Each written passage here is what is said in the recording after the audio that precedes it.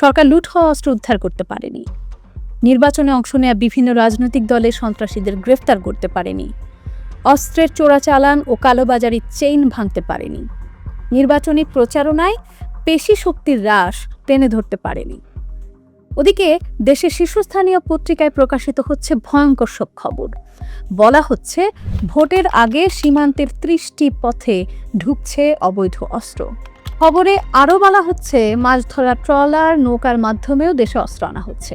এসব অস্ত্রের মধ্যে আছে পিস্তল, এসএমজি, রাইফেল, রিভলভার এবং ভয়ঙ্কর সব গ্রেনেড।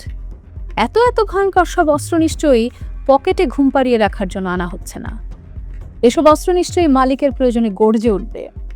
নিশ্চয়ই প্রাণঘাতী বুলেটগুলোর ব্যারেলের মুখে ধোঁয়া উড়িয়ে শিকারের দিকে ছুটে যাবে। দেখুন, বিভিন্ন পক্ষ থেকে নির্বাচন বানচালের চেষ্টা আছে। তাদের হাতে অস্ত্র আছে, সেসব অস্ত্রে বুলেট আছে, আর এসব বুলেটে গেঁথে যাওয়ার মতো শরীরও আছে। প্রশ্ন হচ্ছে, শরীর খুঁজে বেড়ানো বুলেটের গায়ে আপনার নাম লেখা নেই তো? অবৈধ নির্বাচনের ব্যালট স্পর্শ করতে গিয়ে বুলেটের সামনে বুক পেতে দিচ্ছেন না তো? ব্যাপারটা এমন না তো, হাত রেখেছি ব্যালটে আর বুক পেতেছি বুলেটে।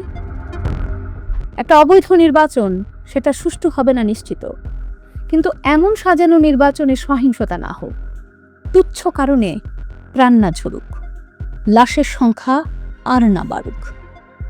সবাই ভালো থাকুন, সতর্ক থাকুন, আর দেশের প্রয়োজনে নিজেকে প্রস্তুত রাখুন।